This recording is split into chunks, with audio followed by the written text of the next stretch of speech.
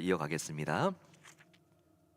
하나님 말씀 함께 나누겠습니다. 은혜 받으신 하나님 말씀은 누가복음 23장 45, 46절, 고린도전서 3장 16절, 히브리서 13장 12절에서 13절까지의 말씀입니다.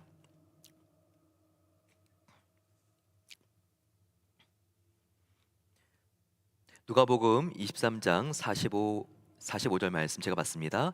성소의 휘장이 한가운데가 찢어지더라.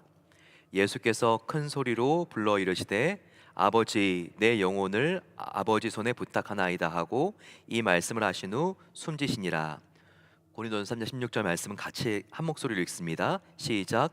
너희는 너희가 하나님의 성전인 것과 하나님의 성령이 너희 안에 계시는 것을 알지 못하느냐. 히브리서 13장 12, 13절 12절 제가 받고 13절 함께 있습니다. 그러므로 예수도 자기 피로써 백성을 거룩하게 하려고 성문 밖에서 고난을 받으셨느니라.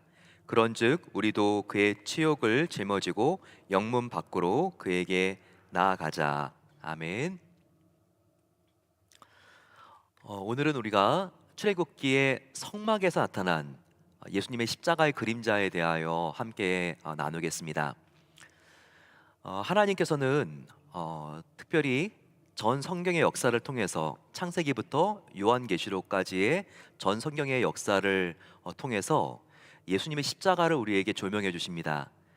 우리가 그 많은 역사 속에서 길어봤자 80년, 90년의 인생을 살고 가잖아요. 하지만 하나님은 영혼을 살고 계십니다. 따라서 하나님은 각 시대에 맞는 수준으로 이 땅의 왕으로 오실, 그리고 그 왕의 가장 중요한 사건인 십자가의 사건을 미리 조명해 주는 것을 알 수 있습니다. 에덴 동산에서는 특별히 아담과 하와에게 하나님께서 가죽옷을 지어 입히셨죠. 그러면서 죄는 인간이 지었지만 짐승의 가죽이 사용되어야지만, 짐승이 희생되어야지만 가죽을 내기 위해서 인간의 그 죄로 인한 수치심이 가려지는 것, 바로 이 장면을 통해서도 가죽옷이 예수님의 십자가의 죽으심을 예표하고 있습니다. 또 우리가 지난 시간 살펴봤지만 아브라함이 하나님께 제사를 드리는 그 모습에도 십자가에서 제물이 되신 예수님의 모습이 그대로 담겨 있습니다. 오늘 이 성막을 통해서 성막이 변하여 솔로몬 시대는 성전이 되지 않습니까? 이 성전이 우리에게 어떻게 예수님의 그림자가 되는지 같이 한번 이 부분을 살펴보는 겁니다. 특별히 하나님은 우리와 함께 계시기를 원하세요. 우리가 죄를 져서 하나님으로부터 멀리 떠나갔지만 하나님은 그런 죄인인 우리를 먼저 찾아오신 우리 영혼의 사랑의 아버지가 되십니다. 찾아오시는 방법이 시대마다 점진적으로 우리에게 가까이 다가오는 것을 알 수 있습니다. 아담과 하와가 범죄를 하고 그리고 또 회개하지 않고 노아의 시대 직전에는 사람들이 타락해서 하나님을 멀리 떠나갔습니다. 그러면 이제 노아의 홍수를 겪고 나면 하나님께 밀착된 백성이 되어야 되는데 그렇지가 않죠. 또 노아의 홍수 이후에도 사람들이 떠나갑니다. 결국 하나님은 이제 물로 인한 심판은 하지 않겠다고 말씀하셨기 때문에 그리고 앞으로의 가장 큰 심판은 불로 인한 심판이라고, 그것은 요한계시록의 앞으로의 미래 사건이죠, 말씀하셨기 때문에 하나님은 그렇게 전면적으로 인간을 노아의 홍수처럼 심판하지는 않으시고, 하나님은 한 사람을 통해서 하나님의 언약 백성을 하나님께서 선택하려고 하십니다. 만들어내려고 하시죠. 그래서 창세기 12장에 아브라함을 하나님께서 불러내는 부분을 우리가 알 수 있습니다. 이 한 사람을 불러낸 다음에는요, 한 민족을 키우시고 그리고 그 민족을 죄를 졌으면서도 어떻게 구원하시는지를 보여주시면서 이스라엘의 구원을 통해서 그 민족뿐만 아니라 온 천하 열방, 저와 여러분들과 같은 한국 사람들까지도 어떻게 구원하시는지에 대한 예표를 보여주십니다.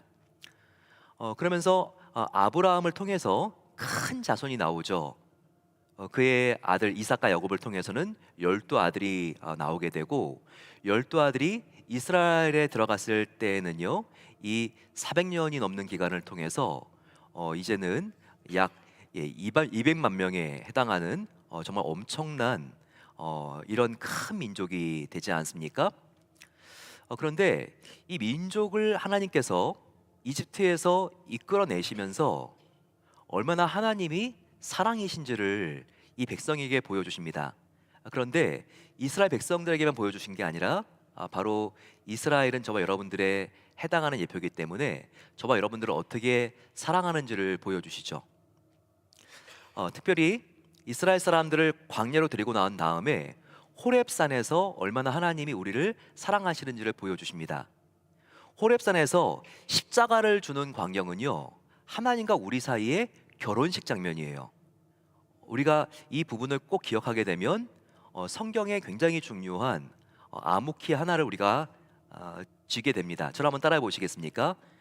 호렙산에서 십자가를 주신 사건은 하나님과 우리 사이의 결혼 장면입니다. 네, 우리가 결혼식 어떻게 하게 됩니까? 주례 앞에서 신랑 신부가 함께 사랑의 서약을 하지 않습니까? 모세가 호렙산 위에 올라가서 시내산에서 십계명을 받은 것은요, 하나님과 우리 인간, 하나님과 선택된 저와 여러분들 사이에 이제 결혼 서약을 하는 겁니다. 십계명이 약속이기 때문에 정말 그 언약을 충성되게 지키는 백성들에게 하나님이 목숨 걸고 내가 너희를 지키고 보호하고 사랑하겠다라고 하는 바로 그와 같은 결혼 서약을 한 거예요. 십계명을 받은 게요. 그리고 십계명은 무엇입니까? 그것은 결혼 반지입니다. 영원한 이 사랑이 말로만 끝나는 게 아니라 너희들이 이 십계명을 받음으로써 이제는 하나님과 나 사이에, 하나님과 성도 사이에 이제는 신랑 신부로서 결혼 예물이 교환된 것을 말합니다. 여러분, 결혼식하고 서로 반지를 나누면서 결혼 생각한 다음에 그 다음이 뭐죠? 예, 신혼여행 가야 되잖아요. 그리고 신혼여행 간 다음에는 어떻게 하죠? 신랑 신부가 함께 혼인방을 꾸미면서 이제 함께 살게 되죠. 바로 그겁니다. 이 성막이 뭐냐면요, 이제 호렙산에서 하나님과 우리 사이, 하나님은 신랑이시고 우리는 신부인데 결혼 서약을 마치고 반지를 십계명으로 교환한 사람이 함께 혼인방을 꾸미는 거예요. 바로 이 성막은 무엇인가? 성전은 무엇인가? 하나님과 우리가 가장 뜨겁게 사랑하는 장소, 바로 이 신혼방, 이것이 성막이라는 겁니다. 이 성막이 모세 때 만들어진 다음에 솔로몬이 아버지가 다윗이 만든 그런 모든 재료들을 가지고 솔로몬 성전을 만들게 되고, 이 성전이 또 어떻게 됩니까? 이제 예수님 시대 때 오게 되면 이 성전이 몇 번 넘어지고 또한 무너지고 파괴되었지만 헤롯 성전으로 남아 있다가 그나마 그 성전도 AD 70년에 로마 장군 티투스에 의해서 완전히 이 성전이 파괴됩니다. 그 다음부터는 성전이 어디에 있다고 합니까? 사도 바울이 오늘 우리가 읽었던 부분 고린도전서 3장 16절에 너희가 하나님의 성령이 거하시는 성전인 줄을 알지 못하느냐? 바로 너희가, 저와 여러분들, 하나님의 성령님을 예수님 처음 믿었을 때 그때부터 모시고 있는 저와 여러분들이 바로 이와 같은 성막, 성전인 것을 지금 말씀이 우리에게 알려주고 있는 거예요. 따라서 나의 마음속에 하나님과 가장 뜨겁고 절대적인 영원한 사랑을 누리는 성전이 내 속에 있다, 내 안에 있다, 내 마음에 있다. 이게 얼마나 큰 든든함이고 감사함입니까? 정말 우리가 하나님을 사랑하기로 결단한다면, 적당히가 아니라 전심으로 그 하나님을 사랑하기로 결단한다면, 하나님은 이미 작정하고 저와 여러분들을 사랑하기 위한 신랑으로 들어와 계시기 때문에 우리의 마음 그 성전 안에서 하나님과 놀라운 교제가 일어나는 것입니다. 그런데 이 성전에서는 특별히 굉장히 예수님의 그 십자가에 달려 죽으시는 모습이 그 안에 얼마나 풍성하게 그 안에 담겨 있는지 모릅니다. 한번 보게 되면 우리가 이 성막을 만들 때 하나님이 딱 이와 같은 구조와 규격으로 만들라고 했는데 우리가 들어가게 되면 바로 이렇게 성막 안으로 들어가게 되죠. 앞에 성막 문이 있습니다. 굉장히 화려한 문이죠. 바로 이 성막으로 들어가는 문. 이것은 양의 문이라고 했는데요. 여러분 양의 문 그럼 떠오르는 게 있지 않습니까? 그렇죠. 이거는 구약 시대 예수님이 오시기 약 1500년 전인데 저와 여러분이 살고 있는 오늘날로 말하면 3500년 전에 만들었던 성막이란 말이에요. 근데 예수님이 공생의 기간 말씀하실 때 내가 양의 문이다라고 했죠. 예, 그렇습니다. 우리가 죄를 용서받기 위해서 여기 지금 죄를 지은 유대인이 죄를 지은 이스라엘 사람이 양을 끌고 성막의 다른 문이 아니라 앞에 있는 양의 문을 통해서 들어와서 제사를 드릴 수 있는 것처럼 저와 여러분들도 구원받기 위해서는 다른 방법이 아니라 오직 양의 문이신 예수 그리스도를 통해서만 구원을 받을 수 있습니다. 이 세상에서는 정말 선행으로 구제로 다른 종교를 믿어도 들어가는 입구만 다르지 꼭대기에 올라가면 단 곳에 만나 종교와의 대화를 이야기하고 타 종교에도 구원이 있다고 말하지만 예수님은 절대 그런 말을 하지 않으셨습니다. 예수님께서 말씀하시기를 나를 통하지 않고는 하나님 아버지께로 영생으로 갈 자가 아무도 없다고 말씀하셨지요. 오직 예수님을 믿어야지만 우리가 영생을 얻는 것입니다. 들어가게 되면 이제 양이나 짐승을 잡게 되죠. 바로 이와 같은 번제단에 이제 죄를 용서받기 위해서는 그 양을 잡고 이 번제단에 4개의 모서리, 그 모서리에는 뿔같이 튀어나온 그와 같은 지금 부분이 있죠. 바로 그와 같은 번제단의 뿔에 바로 그 양 염소의 피를 발라야 합니다. 이 뿔 모서리는 뭐죠? 예, 이것은 우리가 죄를 졌을 때 사망으로 떨어질 수밖에 없는 것을 보여주는 심판이죠. 하지만 그 심판을 양의 피가 덮을 때 우리의 재앙이 지나간다는 것을 여기서 보여주고 있습니다. 바로 이것은 어린 양 대신 예수 그리스도를 우리가 믿을 때 영원한 죄와 사망의 심판으로부터 저와 여러분들이 면제받을 수 있고 덮임받을 수 있다. 바로 이것을 우리에게 알려주고 있죠. 다음 보여드리는 장면은 외과 의사의 수술 도구 같습니다. 정말 뾰족한 창, 칼. 이게 뭐가 연상이 됩니까? 그 당시에 제사를 드려야 되기 위해서 짐승을 죽일 때 사용됐던 연장들이죠. 그런데 이게 무엇이 연상됩니까? 바로 골고다, 바로 십자가를 지시고 달렸을 때 예수님께서 못 박히시게 되는데 예수님을 죽일 때 사용되었던 로마 군병들의 연장처럼 무기처럼 보이지 않습니까? 딱 그렇죠. 예수님은 저렇게 뾰족한 못에 의해서 저와 여러분들을 용서하시기 위해서, 죄로부터 구원하시기 위해서 손과 발에 못이 박히셨고, 여기 보이는 긴 창과 같은 바로 그와 같은 아주 잔인한 살상 무기에 의해서 가슴이 찔리셨고 채찍에 맞으셨고, 바로 이것이 이 선지자가 말한 것과 같이 사실 이와 같은 창과 채찍에 우리가 맞고 찔려야 되는데 예수님이 대신 맞아 주셨다는 것입니다. 이것이 얼마나 감사한 하나님의 은총입니까? 우리가 더 깊이 하나님을 만나기 위해서는요, 다른 게 필요한 게 아니라 우리가 성결해야 됩니다. 하나님께서 정말 제사장에게 원하시는 것은 여호와께 성결이라고 했죠. 그래서 제사장들은 반드시 성막 안으로 들어가기 위해서는 이 물두멍에 자기의 더러운 손과 발을 씻고 그리고 성전 기물들도 이 물에 의해서 이렇게 씻어야 됐습니다. 왕 같은 제사장으로 부름받은 저와 여러분들, 하나님이 저와 여러분들을 만나 주시는 것은 너가 성경 지식이 이 정도로는 안 돼. 나와 면담하기 위해서는 이 정도 성경을 한 100번을 읽어야 되고 암송 구절이 300개는 돼야 돼. 그게 아닙니다.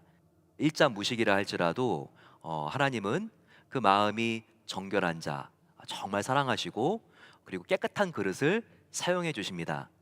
아무리 일상에 학식이 많고 부유하고 성공한 자리를 차지하고 있는 사람이라 할지라도 그 마음이 죄로 인하여 오염되었다면 하나님은 그를 거들떠 보지도 않습니다. 정말 하나님께서 더 가까이 하시는데 필요한 유일한 조건은 저와 여러분들이 그리스도의 보혈의 피로 죄를 깨끗하게 씻는 것, 바로 성결이라는 것을 꼭 기억해야 합니다. 이렇게 지금 제사를 드리기 위해서 온 사람이 번제물을 드리고 그리고 이제 제사장은요 이와 같은 어린 양의 피를 가지고 성막 안으로 들어가게 됩니다. 그러면 성막 안으로 들어갔을 때 무엇이 있는지 한번 보겠습니다. 성막은 그 안이 두 공간으로 되어 있는데 성소와 조금 더 거룩한 공간인 지성소로 구분되어 있습니다. 그러면 성소는 어떤 곳일까요? 일반 제사장들이 날마다 들어갈 수 있는 곳, 그곳이 성소였고, 그리고 지성소는 더 거룩한 곳입니다. 그래서 일반 제사장이 아니라 대제사장만, 그것도 1년 매일매일이 아니라 1년에 단 한 번, 대속죄일 365일 중에서 하루만 그 안에 들어갈 수가 있었습니다. 매일 들어가는 바로 이 성막 안에 성소 안에는 무엇이 있었을까요?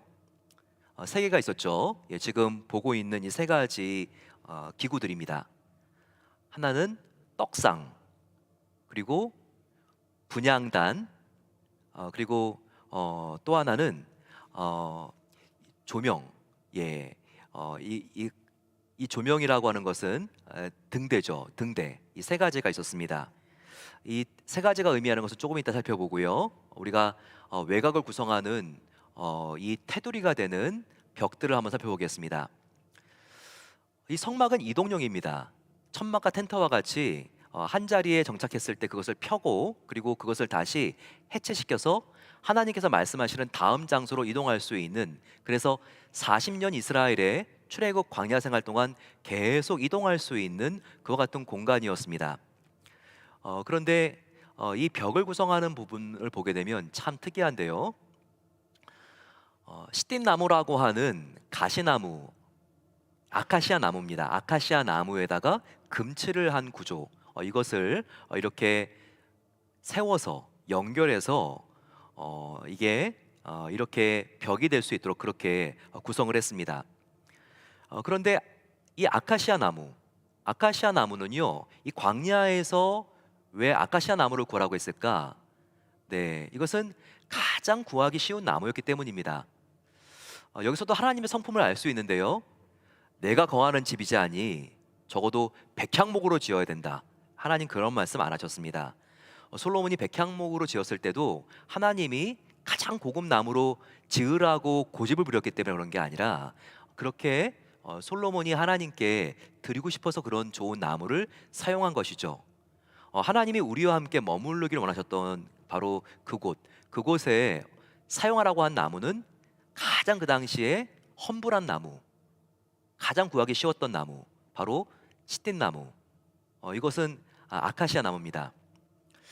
지금도 이렇게 아카시아 나무는요, 좋은 가구를 만들 때 사용하지 않는다고 합니다.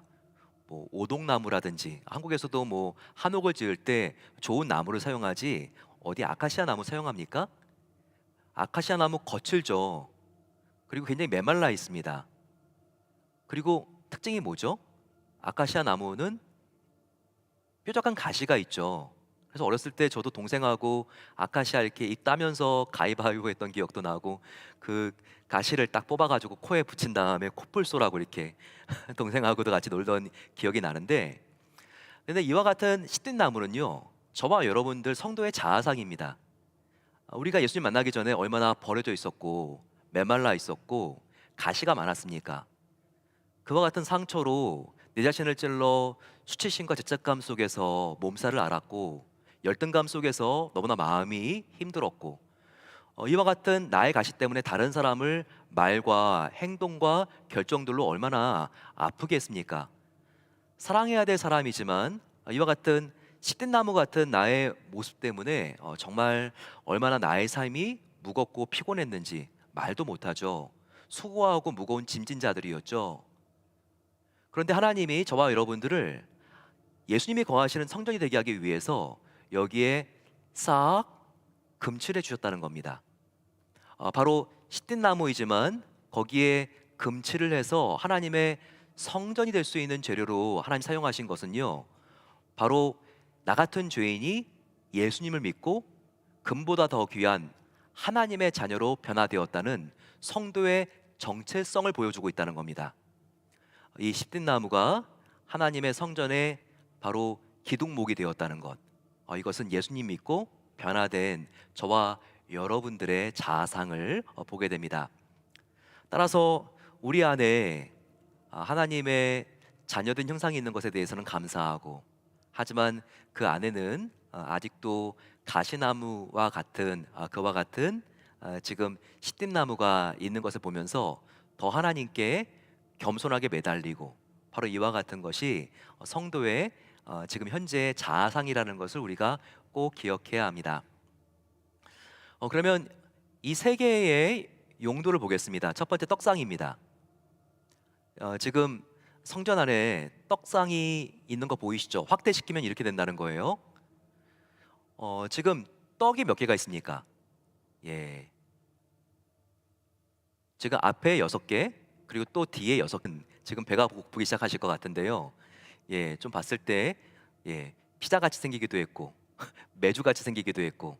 근데 이것을요, 우리가 모형으로 만들고 거기 놔둔 게 아니라 매일매일 신선하게 신선한 떡으로 제사장들이 바꾸어 줘야 됐습니다. 이것은 바로 떡은 예수님께서 너희가 떡으로 살 것이 아니요 내 입에서 나오는 하나님의 말씀으로 살 것이니라. 떡은 말씀이죠. 바로 말씀을 가리키는데 우리가 날마다 이 말씀을 신선하게 먹어야 되는 것을 알려주는 겁니다.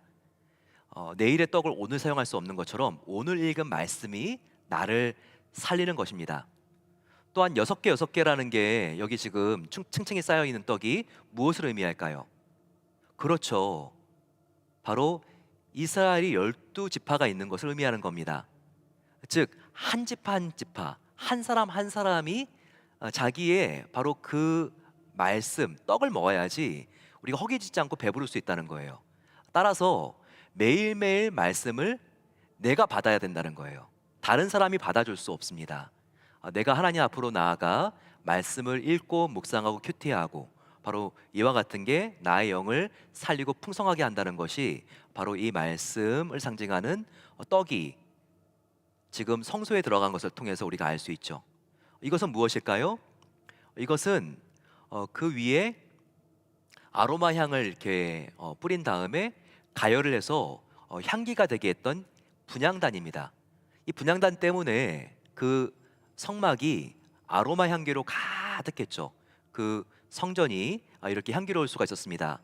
이것은 성도의 기도를 의미합니다. 우리가 기도했을 때 향이 아래로 내려가는 게 아니라 위로 올라가는 것처럼 향기가 되어서 하나님께 올라가게 되는 것이죠. 또 하나 마지막 가구가 뭐가 있었죠? 이것은 바로 등대입니다. 3가지 중에서 마지막 등대. 등대는 앞에 복숭아 나무 열매가 몇 개가 있죠? 복숭아와 가지로 이렇게 형상화가 되어 있는 그런 등대인데요. 7개입니다. 바로 완전수, 바로 하나님을 의미하는 것이죠. 그렇기 때문에 성령님, 이 조명이 있지 않고는, 등대가 있지 않고는 어두워가지고 뭐 이렇게 그 제사장이 떡상을 어디 두려고 해도 떡을 어디 둬야 되는지 앞이 보이지가 않아가지고, 그리고 분향단에 이렇게 향을 올려놓으려고 해도 앞이 보이지가 않았습니다. 하지만 전기가 없던 그 시절에 이와 같은 조명 역할을 하는 항상 이 등대가 있으므로 그 안이 밝았던 것이죠. 여기에는 기름을 각 복숭아 잔마다 이렇게 올려줘가지고 그 기름에서 조명이 이렇게 나올 수 있었던 것입니다. 이 조명은 무엇을 의미할까요? 그렇죠, 성령님입니다. 불이 계속 타고 있는 것, 성령 충만함을 말하죠. 성령 충만할 때 우리가 떡상, 말씀의 의미도 알 수 있는 것이고, 성령 충만할 때 향단, 기도도 우리가 하나님 앞에 정성을 다해서 열정적으로 할 수가 있는 것입니다. 이 성령 충만, 이것이 정말 중요한 거죠. 따라서 이 성소의 세 가지 물품, 바로 떡상과 향단과 등대는요, 성도가 건강하고 그리고 정말 하나님 기뻐하시는 능력 있는 신앙생활을 하기 위해서 무엇이 필요한가를 보여줍니다. 세 가지 조건. 바로 그것은 우리가 하나님 말씀 앞에 더욱더 사모하여 나아가야 되고요. 그리고 우리가 정말 하나님 앞에 온전한 기도를 드려야 되고, 성령 충만할 수 있을 때, 말씀 충만, 기도 충만, 성령 충만할 수 있을 때 성도의 삶이 건강하고 하나님께서 정말 기뻐하시는 삶이 된다. 바로 이것을 우리에게 보여주고 있습니다. 그러면 우리가 이제는 성소에서 지성소를 한번 탐방하겠습니다. 여기는 아무나 가는 데가 아니죠. 누가 언제 간다 그랬죠?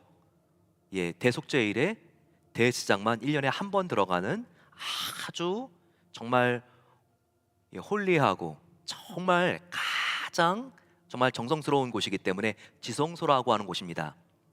여기를 들어가기 위해서는 휘장이라고 하는 커튼을 열어야지 들어갈 수 있었습니다. 하지만 이 휘장은 굉장히 무거웠어요. 황소 6마리가 좌우에서 끌어도 찢어지지 않는 아주 두꺼운 천으로, 또 이렇게 화려한 문양으로 3명의 천사가 이렇게 날고 있는 문양으로 이렇게 성소와 지성소를 가려주고 있었습니다.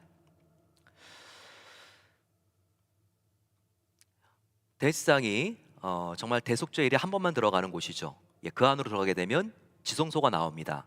지성소에는 무엇이 있죠? 구약의 심장이라고 여겨지는 바로 언약궤가 있었죠. 이 언약궤에 대제사장이 짐승의 피를 가지고 들어가서 자기의 죄뿐만 아니라 온 민족의 죄를 하나님께 속하기 위해서 엎드렸던 바로 그 날이 바로 대속죄의 일이었던 것입니다. 하지만 부정하면 이런 대제사장도 단번에 죽임을 당했습니다. 그래서 대제사장은 성소에서 지성소로 들어갈 때 항상 발에 밧줄을 묶고, 그리고 그 옷깃에 마지막에 방울을 달고 들어갔는데요. 그 안에 들어간 제사장이 딸랑 딸랑 딸랑 하면서 이렇게 그가 언약궤 앞에서 제사를 드릴 때 움직이는 바로 그와 같은 증거인 방울 소리가 들면 바깥에 있는 사람들이 살아있구나, 아직까지 살아있구나, 제사장이 하나님 앞에 정결하지 않아서 죽임당하지 않고 살아있구나, 그것을 알았던 거죠. 그런데 방울 소리가 멈췄다, 그리고 그 방울 소리가 멈춘 게 좀 오랜 시간 지속이 됐다 그러면 백성들이 정결하지 않기 때문에 죽임을 당했구나, 하나님 앞에서. 그래서 바로 이 커튼, 휘장 바깥에서 밧줄로 잡아 당겼습니다. 그러면 시체가 된 제사장이 바깥으로 그냥 나오는 거죠. 이럴 정도로 하나님 앞에 정말 깨끗하게 그렇게 어린 양의 피를 의지해서 나아갔던 바로 그 사람, 대제사장만 들어가서 하나님을 만나고 나오는 아주 중요한 공간이었다는 것입니다. 우리가 이 공간을 보게 되면요, 언약궤가 있죠. 두 천사가 서로 지금 날개를 펼쳐놓고 있고, 그리고 이 언약궤는 하나님께서 성막을 만들라고 하고 십계명을 만들라고 했을 때 이렇게 그것을 가장 중요한 곳에 놓고 보관하기 위해서 만들라고 했던 부분입니다. 이 언약궤가 지금 어디 있는지 사라져가지고 알 수가 없기 때문에 얼마나 많은 영화에서 이 언약궤를 찾는 소재를 다루고 있습니까? 인디아나 존스 영화 보게 되면, 거기 보게 되면 에피소드 중에서 언약궤 편이 있죠. 그럴 정도로 지금 수많은 역사가들 또한 고고학자들이 이 언약궤가 어디 있는지 아직까지도 찾지 못하는 미스터리로 남아 있습니다. 하지만 이게 우리가 출애굽기 가게 되면 만나게 되죠.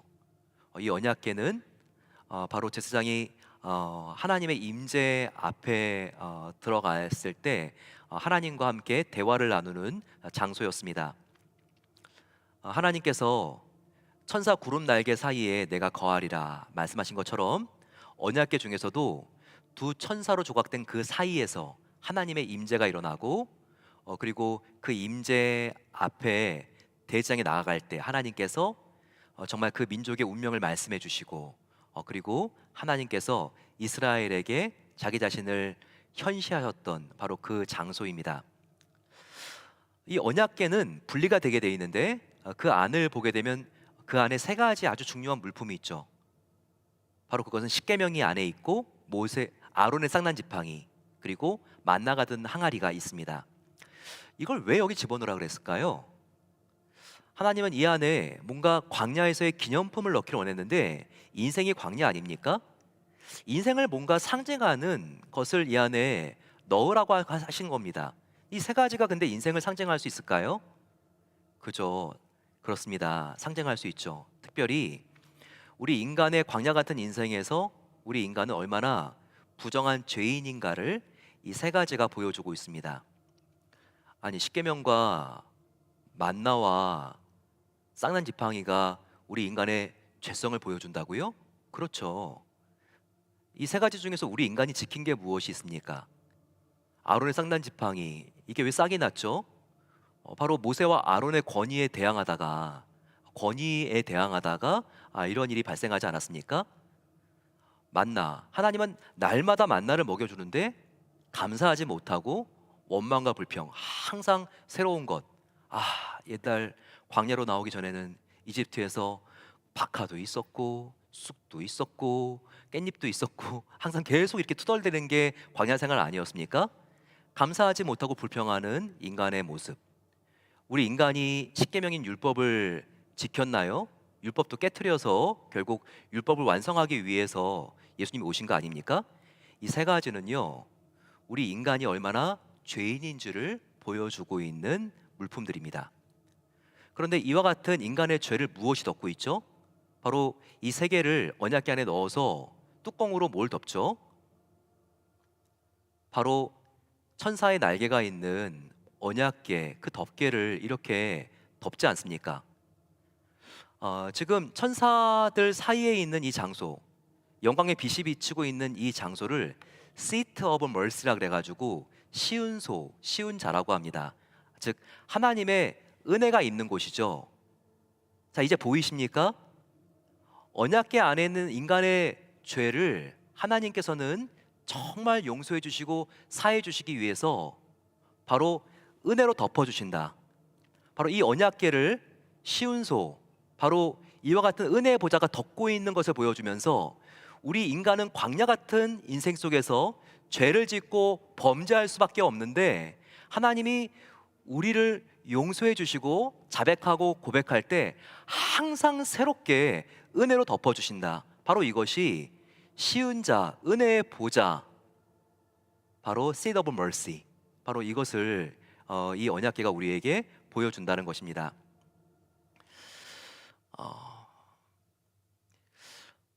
그리고 이 지금 성막을 보게 되면요, 성막에 덮개가 있습니다.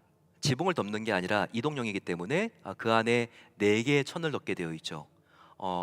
가장 바깥에 있는 천은 바로 이것은 아까 휘장과 같이 지금 예수님과 우리 사이를 가로막고 있었던 바로 그 지성소와 성소를 가로막고 있었던 바로 그 휘장과 같이 화려한 천입니다. 바로 이것은 예수님을 의미하고 그 뒤에 하얀 천, 하얀 덮개, 하얀 지붕은 우리가 정결하게 된 것을 의미하고 그 위에 빨간색은 예수님의 보혈을 의미하고 마지막에 어두운 색 헤다의 가죽은 이것은 우리 인간의 어두운 죄성을 의미하는 겁니다.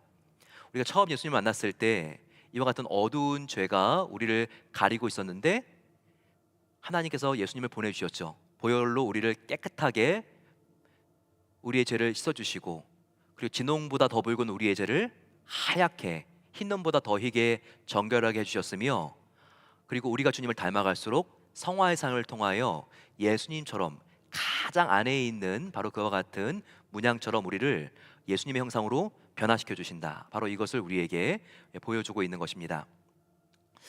그래서 이스라엘 광야 생활을 보게 되면요, 그 광야 생활 안에 이 지금 성막은 그 수백만 명의 이스라엘 사람들이 지었던 텐트의 정 가운데에 성막이 위치했습니다.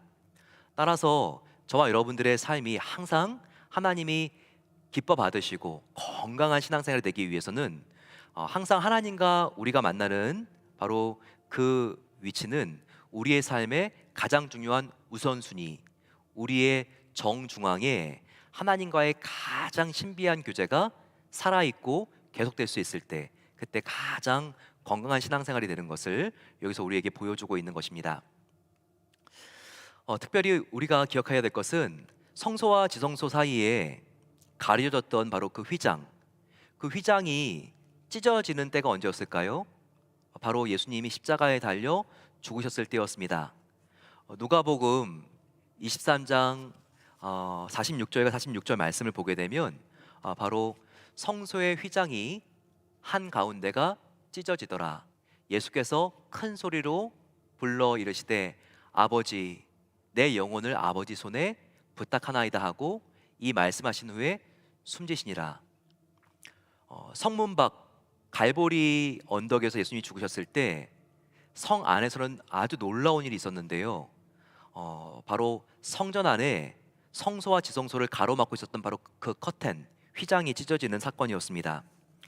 이것은 인간이 찢을 수가 없죠. 말씀드렸지만 황소 6마리가 좌우에서 끌어도 결코 찢어지지 않는 두꺼운 천이었습니다.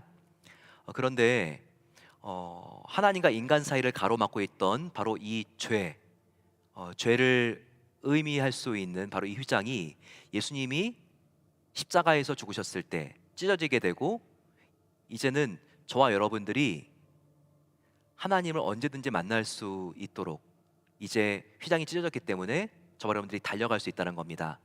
오늘도 우리가 오늘 예배를 마치고 각자가 기도할 수 있는 것, 바로 그것은 아무나 누릴 수 있는 특권이 아닙니다.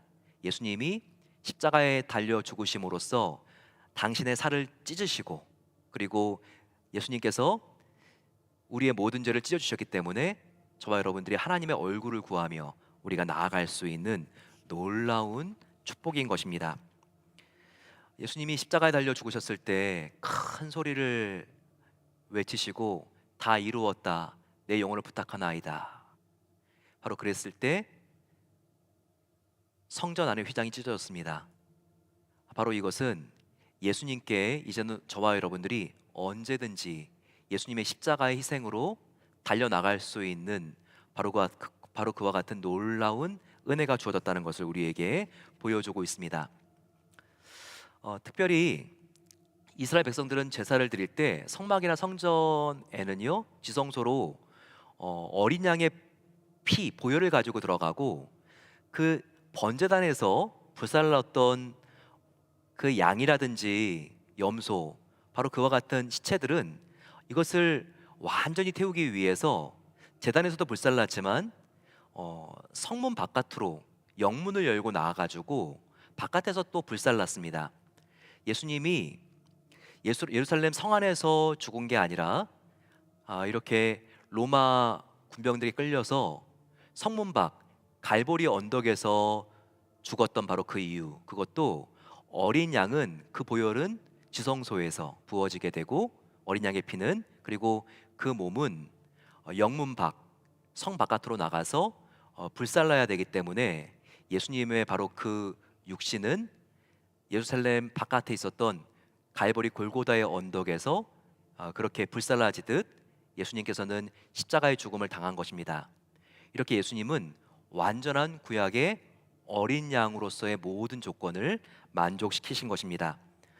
이것을 히브리서 기자가 깨닫고 이렇게 말하는 거죠.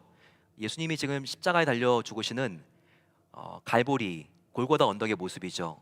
이게 성문 바깥이죠. 그림 보시게 되면 예루살렘 성이 지금 저 바깥에서 보이죠. 지금 성 안은 예수님께서 바라보이는 바로 그 위치에 있고, 예수님이 달려 죽으신 것은 성 밖입니다. 영문 밖이죠.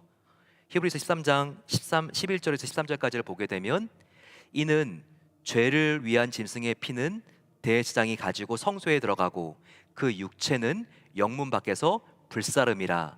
그러므로 예수도 자기의 피로써 백성을 거룩하게 하려고 성문 밖에서 고난을 받으셨느니라. 그런즉 우리도 그의 치욕을 짊어지고 영문 밖으로 그에게 나아가자.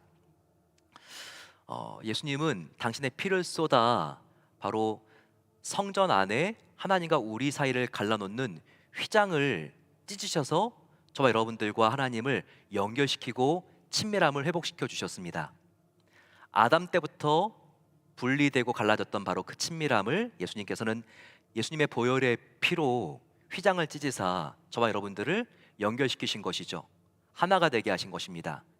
하지만 그렇게 되기 위해서 예수님의 몸은 성문 밖, 영문 바깥으로 가지고 나오시고 정말 마지막 남은 그 짐승의 잔해도 완전히 불살라 없애는 것처럼 그렇게 예수님은 피 한 방울도 남김없이 저와 여러분들을 위하여 그 살과 몸까지 우리에게 주신 것입니다. 그렇기 때문에 히브리서 기자는 결론이 이것입니다. 우리도 영문으로 치욕을 짊어지고 나가신 예수님처럼 우리도 그를 따라 나가자. 예수님을 따르는데 그 어떤 치욕, 조롱, 부끄러움 이런 거 개의치 말고 우리도 예수님이 그 길을 가셨듯이 예수님의 참된 제자가 되기 위하여 이 세상이 인정하는 그 길이 아니라 정말 하나님이 인정하는 그 길을 향하여 담대하게 나아가자, 이렇게 선포한 것입니다. 저희도 오늘 함께 성막을 보면서 성막의 그 입구부터 또 성소를 들어가서 지성소를 들어가는 모든 과정을 통하여 저희들이 이 성막 안에 어떤 예수님의 그림자가 있는지를 함께 살펴보았습니다. 우리가 이것을 기도로도 하나님께 드릴 수 있는데요. 이와 같은 성막의 모든 구조를 생각하면서 우리 한번 함께 우리가 이 부분을 함께 읽으면서 오늘 기도로 같이 마치겠습니다. 자, 지성소 우리 함께 좀 읽어 나가겠습니다. 저와 함께 읽어 나갑시다. 시작. 휘장, 하나님을 만날 수 있도록 몸을 찢고 피를 흘려주신 십자가의 사랑과 구원의 은혜에 감사드립니다. 언약궤, 날마다 더욱 생기기를 원합니다. 십계명 지팡이 만나 오늘 하루 저와 함께 해주시고 지켜주시고 인도하여 주시옵소서. 성막 덮개, 오늘도 나의 말과 행동과 결정에 있어서 한 걸음 더 예수님의 형상을 담는 성화의 삶을 살게 하옵소서. 네, 지금 이 부분들 다시 한번 우리 읽어보겠습니다. 제 원고하고 좀 다르게 돼 있네요. 성막문 시작. 예수님만이 저의 구원인 것을 알고 감사드립니다. 번제단, 예수님의 피로 나를 정결하게 하시고 오늘 나의 삶 전체가 하나님께 순종으로 드려지는 예배가 되게 하옵소서. 물두멍, 먼저 나를 죄로부터 정결하게 씻겨 주옵소서. 성소로 들어갑니다. 조각목같이 보잘것없는 저를 그리스도의 보혈로 씻어 정금 같은 하나님의 보배로운 자녀가 되게 하시니 감사합니다.